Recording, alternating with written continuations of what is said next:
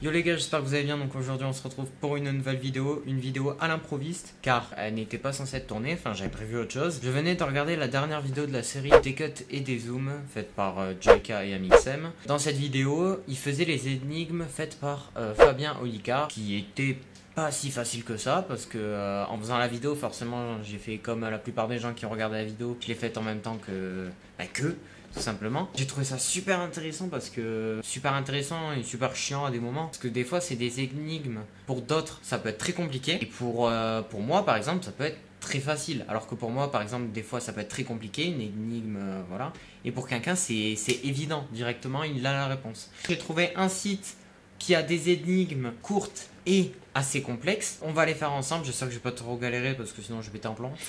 Bah c'est parti les gars. C'est parti, première énigme. Déjà ça part mal, il y a des chaussettes, j'aime pas trop les chaussettes. Un homme se réveille chez lui dans le noir, complet. Dans son tiroir il y a 6 chaussettes noires, 4 blanches et 2 rouges. Combien doit-il prendre de chaussettes au minimum pour être certain d'avoir 2 chaussettes de la même couleur? Alors un homme se réveille chez lui dans le noir complet. Dans son tiroir il y a 6 chaussettes.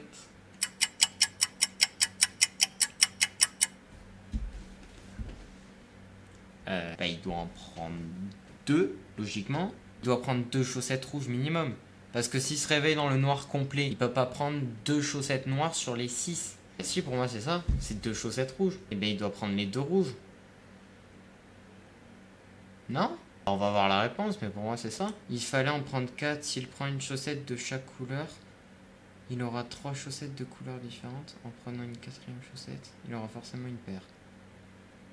Mais c'est con! Mais c'est mieux ma réponse à moi, on est d'accord. Bah non mais oui, attends, non. Il se réveille dans le noir complet. Les noirs, il les voit pas. Les rouges, ça saute aux yeux. Non? Énigme suivante.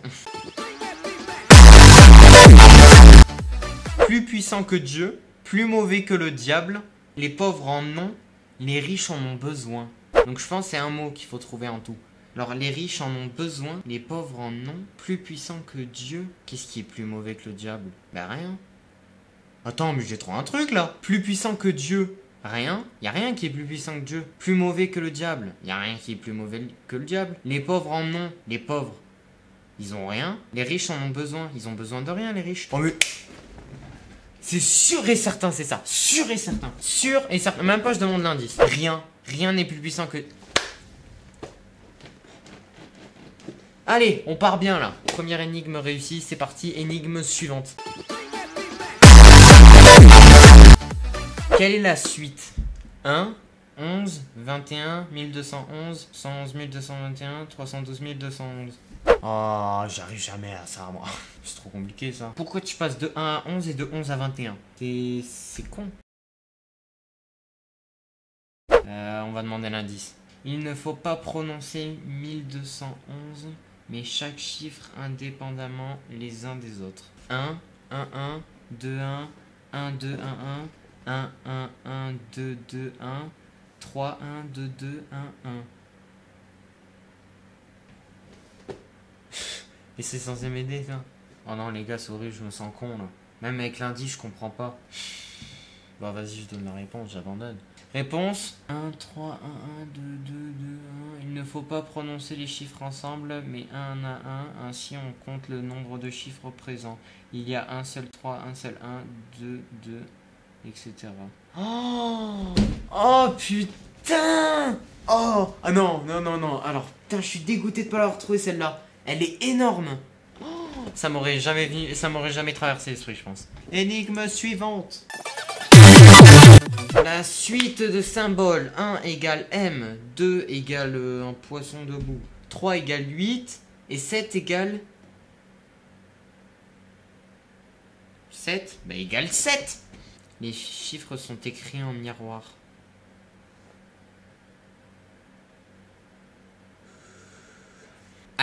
Attends, faudra me dire dans les commentaires, mais dites-moi si ça vous est traversé l'esprit que les chiffres étaient en miroir là. Parce que moi non. Voilà. Comment couper un camembert en 8 parts égales en seulement 3 coups de couteau? Alors déjà tu le coupes en 2, puis en 4, Donc déjà, ça te fait 2 coups de couteau. C'est-à-dire que t'as tes 4 ports. Si tu coupes en 2, 1, 3. Ben oui, c'est ça. En un coup de couteau. En fait, en un coup de couteau, tu le coupes en biais. En un autre coup de couteau, tu le coupes en biais. Ça fait 2 et tu finis au milieu. Et ça marche pas. J'ai un indice. Cette énigme fonctionne avec un camembert, mais pas avec une tarte. Oh! J'ai trouvé. Je crois que j'ai trouvé. Ben, au lieu de prendre le camembert comme ça, vu qu'un camembert c'est épais, et ben tu le coupes sur l'épaisseur en 1, ensuite en 2 et en 3. Et ça fait 8 parts. Yes! Enfin! Et donc voilà les gars, c'est la fin de cette vidéo, j'espère que vous l'aurez aimé. Personnellement, j'ai pas découvert tant d'énigmes que ça. Je vous ferai un épisode 2 car je ne suis pas satisfait de ce premier épisode. Je veux en découvrir plus. Donc, moi je vous retrouve à la prochaine dans une prochaine vidéo. N'hésitez pas de vous abonner et de liker. Ciao!